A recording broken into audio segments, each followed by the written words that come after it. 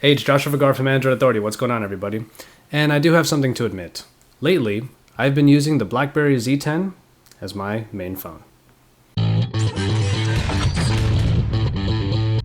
Remember this phone? The original BlackBerry Bold.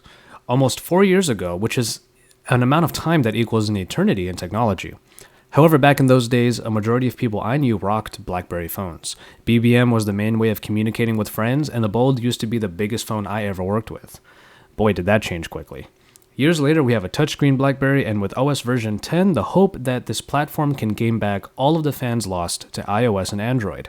So, seeing as I have some comparisons to do with the Z10 and current top Android devices, I wanted to know if it stood a chance. Does it? The short answer is, not really. But it's a hell of a start, and could lead to better days for BlackBerry. This edition is black all around and with a 4.2-inch screen opposite a back covered in an almost rubbery feeling plastic. The great thing about the back is that it's removable, giving access to the replaceable battery and SD card slot. It's a nice feeling phone too, but I think the weight leaves something to be desired here. It's not light enough to be considered cheap, but it also lacks a certain heft that maybe 5-inch phones typically have that we've become used to. Considering this is a 4.2-inch screen with 1280 by 768 resolution, there really isn't a whole lot to complain about otherwise. It's not one of the bigger 1080p screens we're seeing and loving these days, but it's adequately bright and the color production does justice to videos, pictures, and games like Angry Birds. You do get a dual-core 1.5 GHz Snapdragon processor in there with Adreno 225 graphics, so there is plenty of performance to go around. Little lag is found once you get into the OS. I thought that I was going to have a bad time with the Z10 when it took, and does still take, quite a while to boot up. It's the only real performance issue, though honestly it is a pretty big one. Battery life is a mixed bag. I would have no problem texting, writing emails, and checking Facebook on a fairly constant basis one day, and then on another day, when I leave my phone in my pocket for a long time, it drains quicker than I realize, and I'm out of juice before the end of the day. It probably has something to do with constant syncing, but honestly, the consistency is still annoying. I guess if you take the average though, the 1800 mAh battery does a decent job at best.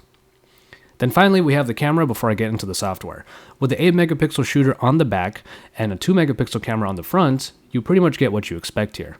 The rear camera performs pretty well, though some pictures have grain even in decent lighting. Otherwise you get one particular capability called time shift. Essentially it takes a very fast burst shot and you pick between the various shots to find the one you want. Bottom line, there are plenty of much better cameras out there, quality and function-wise, but the Z10 is certainly capable, if not overly simplistic. Alright, so now we have BlackBerry 10. This is a big change from the BlackBerry OS that we might know from before, certainly a change from the days of the original Bold.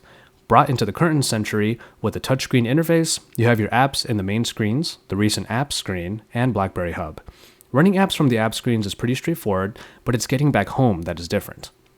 Notice there are no buttons anywhere. That is because basically all navigation is done via swipes. Swipe up from the bottom within any application and it seats your current app in the recent app screen. You can only get a total of 8 running at the same time here, but that shouldn't be a problem for most. The cool part about this recent apps functionality is that anything put there continues to run in real time. So it's kind of like quickly creating a widget. BlackBerry Hub is another new function meant to integrate all different services like messaging, Google Talk, Facebook, Twitter, and emails into one location.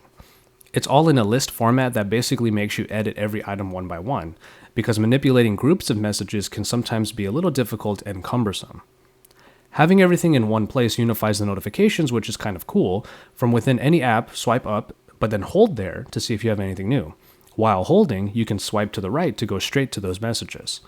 You don't get previews of your messages though, because you actually have to access the hub in order to see them. Ultimately, provided that you keep your inboxes pretty clean, the hub is a pretty elegant and nice way of putting all of your messaging needs under one roof. Of course, as an Android user, I found myself missing my OS of choice, but only when I couldn't find apps that I depend on. The main ones were Spotify for music listening and Google Voice. The solution for Google Voice was to use the mobile web version, which actually worked out because the built-in web browser is simplistic, unobtrusive, and actually pretty easy to use. Putting a bookmark to the mobile Google Voice website on my app screens was a nice workaround. Mind you, this is how BlackBerry does YouTube as well, so remember that any missing app might have a capable web version.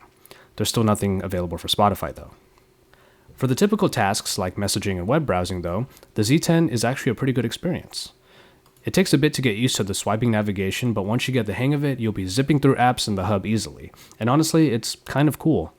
Since it's supposed to be a messaging beast, the Z10 has perhaps one of the best keyboards I've ever used.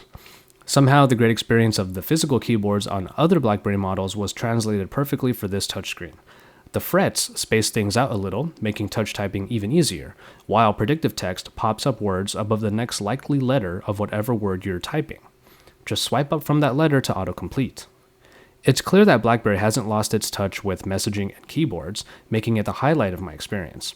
The only real blemish in my otherwise good messaging experience was no one I know uses BBM anymore. So that was kind of a big bummer. And so, there you have it.